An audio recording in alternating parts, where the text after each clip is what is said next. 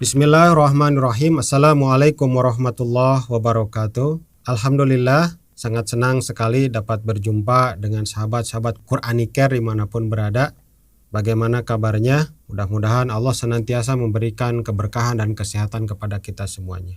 Kali ini kita masih membahas terkait dengan ruqyah syariah. Dan kali ini kita akan memaparkan apa ruqyah syariah itu self-healing ala Islam atau bukan.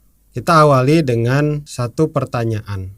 Apakah ruqyah syariah bisa menjadi detox terhadap mental kita saat burnout atau kondisi kelelahan fisik, mental, dan emosional akibat stres yang berkepanjangan?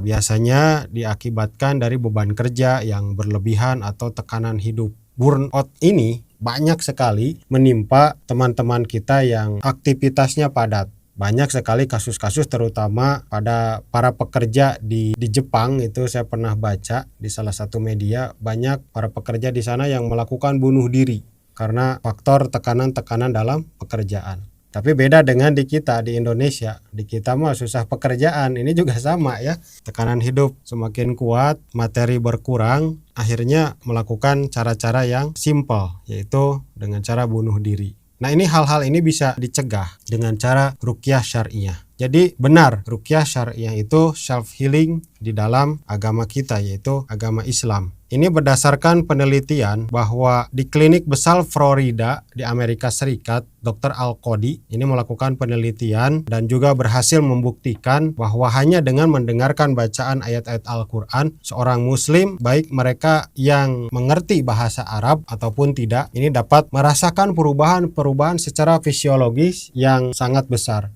Juga penurunan depresi, kesedihan, dan juga memperoleh ketenangan serta menjadi penangkal terhadap berbagai penyakit yang dirasakan oleh orang-orang yang mendengarkan bacaan-bacaan Al-Quran. Jadi penemuan oleh sang dokter ahli jiwa ini tidak serampangan, tidak asal gitu, melalui penemuan yang sangat panjang. Dan juga penelitian ini ditunjang dengan bantuan alat-alat elektronik terbaru untuk mendeteksi tekanan darah, tekanan jantung, juga ketahanan otot, ketahanan kulit terhadap aliran listrik. Dari hasil uji coba yang dilakukan, Dr. Al-Qadi ini berkesimpulan bahwa bacaan Al-Quran ini sangat berpengaruh besar hingga mencapai 97% untuk melahirkan ketenangan jiwa dan penyembuhan terhadap penyakit-penyakit yang diderita oleh orang-orang yang mendengarkan bacaan Al-Quran. Jadi penyakitnya itu berkurang, bahkan sembuh, dan juga melahirkan ketenangan-ketenangan jiwa. Jadi gayung bersambut. Dan penelitian Dr. Al-Qadi ini juga diperkuat pula oleh penelitian yang lainnya. Ya, misalkan ada penelitian dari Dr. Muhammad Salim yang dipublikasikan di Universitas Boston. Jadi objek penelitiannya itu terhadap 5 orang. 5 orang sukarelawan yang terdiri dari 3 pria dan 2 wanita. Jadi kelima orang tersebut sama sekali tidak mengerti tentang bahasa Arab atau kalimat-kalimat yang berbahasa Arab, dan mereka pun tidak diberitahu ya bahwa yang diperdengarkannya itu adalah bacaan Al-Quran. Jadi penelitian yang dilakukan sebanyak 210 kali ini dibagi menjadi 2 sesi. Yakni di sesi pertama dibacakan Al-Quran dengan tartil, dan di sesi berikutnya dibacakan bahasa Arab yang bukan dari Al-Quran. Nah, ini luar biasa. Kesimpulannya, responden ini mendapatkan ketenangan, yang 5 orang ini ya, mendapatkan ketenangan sampai 65%. Dahsyat teman-teman ya. Jadi ketika mendengarkan bacaan Al-Quran itu mendapatkan ketenangan sampai 65%. Berbeda dengan ketika diperdengarkan kalimat-kalimat dalam bahasa Arab yang bukan dari Al-Quran. Itu mencapai ketenangan batinnya itu hanya sebesar 35%. Jadi Al-Quran ini lebih mendominasi, dibacakan kepada orang-orang yang tidak paham tentang kalimat-kalimat bahasa Arab, termasuk bahasa-bahasa Al-Quran. Ternyata luar biasa pengaruhnya. Pengaruh Al-Quran itu ketika dicek itu sebesar 65% dibandingkan dengan bacaan-bacaan yang berbahasa Arab. Itu ketenangan yang dirasakan oleh audien atau orang yang menjadi objek penelitian itu hanya merasakan 35% saja. Dan juga Al-Quran ini juga memberikan pengaruh besar ketika diperdengarkan kepada bayi, karena banyak kan ilmuwan-ilmuwan atau penelitian-penelitian yang menyatakan kalau seandainya bayi yang ada di dalam kandungan itu biar cerdas, katanya cukup diperdengarkan musik-musik klasik atau musik-musik instrumental ketika berada di dalam kandungan. Cukup ditempelkan saja atau ibunya mendengarkan musik-musik instrumental, maka bayinya akan beda IQ-nya, kayaknya seperti itu. Jadi ini ada yang lebih dahsyat lagi. Ini dilakukan penelitian oleh Dr. Nurhayati dari Malaysia dalam sebuah seminar konseling dan psikoterapi Islam di Malaysia pada tahun, kalau nggak salah, tahun 1997. Menurut penelitiannya bahwa bayi yang berusia 8 jam yang baru lahir, lalu kepada bayi itu diperdengarkan ayat-ayat Al-Quran dari tape recorder, menunjukkan respon si bayi itu tersenyum, dan dicek bayi itu lebih tenang gitu ya, lebih kalem dibandingkan dengan bayi-bayi seusianya yang tidak diperdengarkan Al-Quran. Nah, ini dahsyat ya penelitian medis dari Al-Quran ini.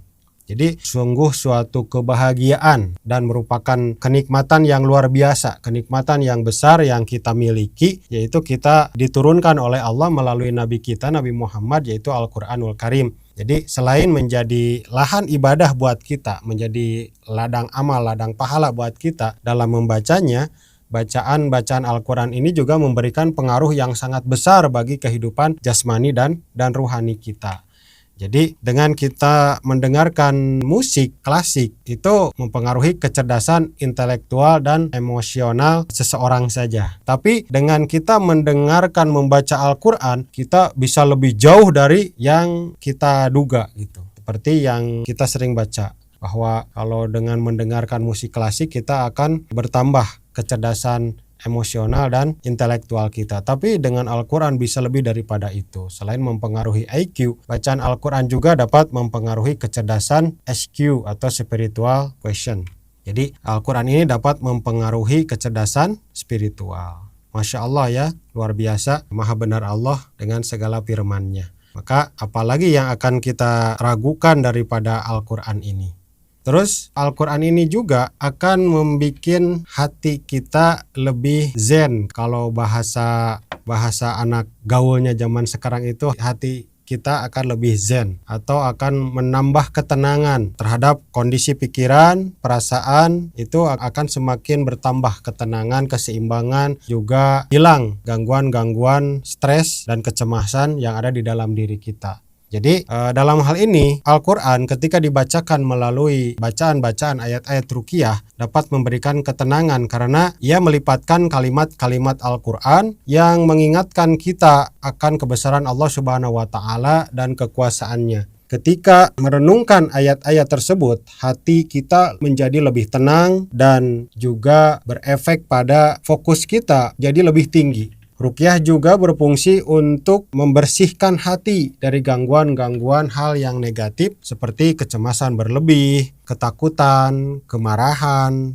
Juga selain itu dilengkapi dengan zikir dan doa yang merupakan bagian daripada ruqyah yang dapat membantu menenangkan pikiran sebagaimana yang disebutkan di dalam Al-Quran. Allah bidzikrillahi tatmainul qulub, hanya dengan mengingat Allah hati menjadi tenang. Jadi proses ini dapat mengurangi stres dan juga membantu seseorang merasa lebih zen, lebih tenang hatinya atau lebih damai. Jadi ini luar biasa.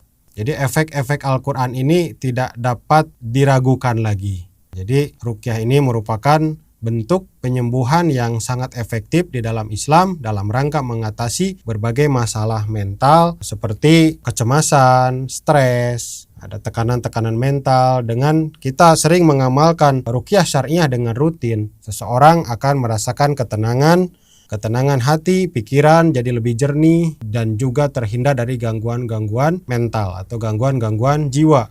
Jadi ruqyah ini cara yang sangat alami untuk mengembalikan keseimbangan spiritual dan emosional dan membantu kita mencapai keadaan mental yang lebih sehat dan damai.